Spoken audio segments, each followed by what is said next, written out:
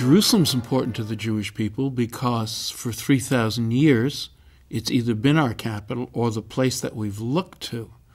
Twice a year during the feasts we say next year in Jerusalem. Jerusalem has never been the capital except for a brief period of time for the Crusaders. It's never been the capital of any other people except for the Jewish people. Jerusalem represents our whole hope and heart. For example, when we say we are making aliyah, we're going up, we're returning, the ultimate ascension, the ultimate aliyah is going up to Jerusalem.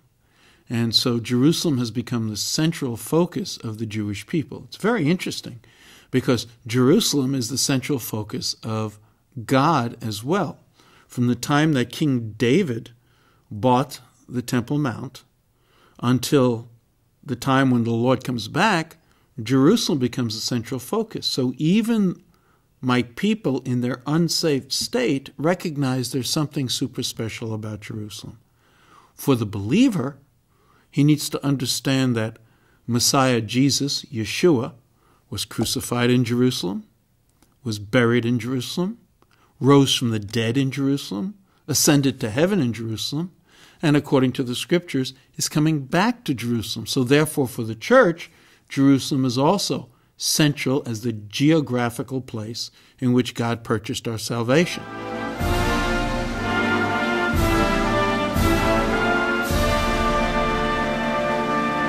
I think for the church it's important to realize that when the media talks about Arab East Jerusalem, all they're really talking about is the only Jerusalem that King David ever knew. It's the only Jerusalem Yeshua and his disciples ever walked through. There was no East Jerusalem. East Jerusalem is biblical Jerusalem. And therefore, if Jews have lived there from 3,000 years, from 1000 BC until today, we don't understand why people are complaining when we say we want to keep Jerusalem as our capital city.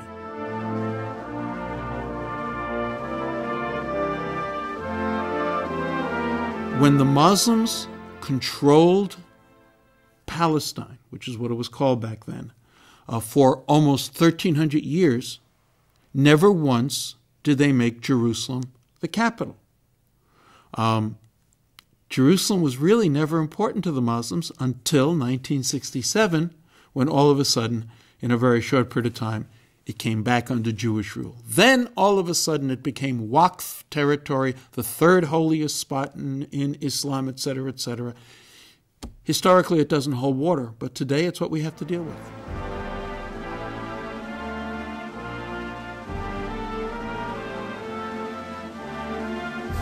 It's not going to work, simply because the Jews who live in the areas that Mahmoud Abbas, the so-called moderate president of the Palestinian Authority, we're talking about 500,000 Jews, of which the majority of them live in what he calls Arab East Jerusalem. And we're talking about moving 500,000 Jews. Look at the problems we had moving around 10,000 Jews and how much money that, and they're still not settled. And so when you're talking about moving 500,000 Jews, is the international community going to come up with billions and billions of dollars to help us? No, because they want to give that money to the Palestinians. Plus, why should communities as large as 40,000, such as Gilo, where I happen to live, why should we be uprooted when there was never Palestinians who lived there? And plus, why should places like Ma'ale Adumim, which is on the outskirts of Jerusalem, which has 30,000, 35,000, why should that be uprooted?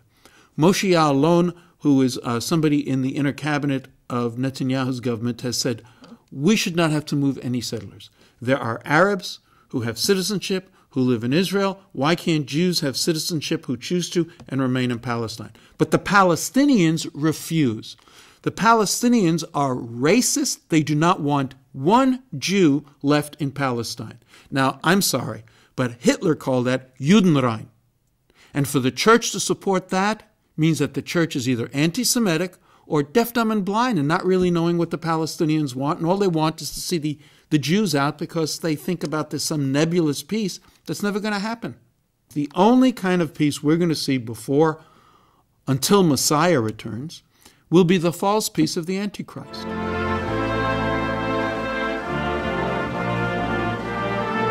Jerusalem is not only the place where our salvation was bought, it's the city of the great king.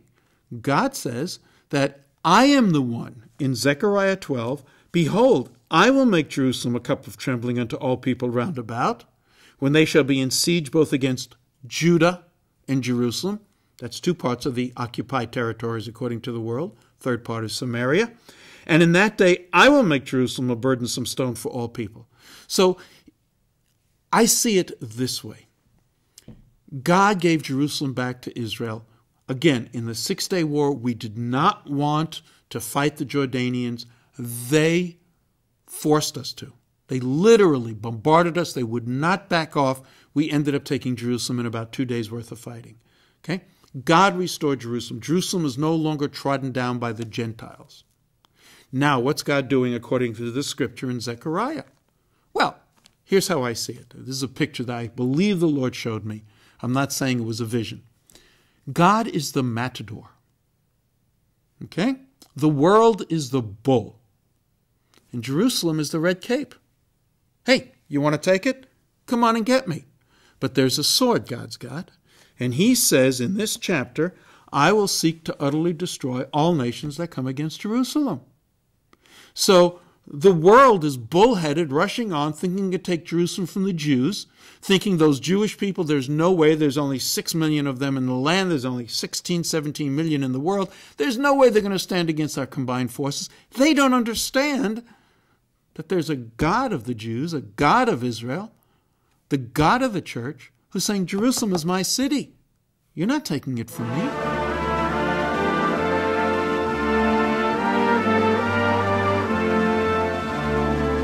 There's a number of ways to pray. Number one, God, this is your land. God says in Joel chapter 3, verse 1 and 2, if you divide my land, speaking to the nations, I'm bringing you into the valley of Jehoshaphat. So one of the ways a Christian should pray is, Lord, unless these people are living in Israel, Lord, our nation, my nation, America, my nation, Great Britain, my nation, France, wants to divide your land. God, I don't want to see that happen. Hear my prayer for you to watch over your word to perform it, and use that to somehow stop your judgment. In the midst of judgment against my nation, have mercy, because I'm praying, I don't want to see this happen. Okay, that's one way. Second way is how God speaks to the church in Isaiah 31. He says, say, O Lord, save your people, the remnant of Israel. Ultimately, the salvation of Israel is vital. Okay? And the third way is for us to recognize that the ultimate reason that God has chosen Israel and Jerusalem is for his glory. Malachi 1:5 says, and your eye shall see, and you shall say, the Lord will be magnified from the border of Israel. So that the ultimate prayer is, God, for your holy name's sake, so that your reputation and your word is not besmirched, that you have shown yourself being true to your word. Do not allow Jerusalem to be divided. Not for Israel's sake, not for the Jews' sake, but for your holy name's sake. Sanctify your name. And isn't that what Yeshua taught us to pray? Our Father who art in heaven, sanctified be your name. How? By your kingdom coming and your will being done on earth as it is in heaven. Well, if your kingdom doesn't come and his will is not done in Jerusalem, which is where much of the Bible centers around, and so therefore those are three good ways of praying into this situation.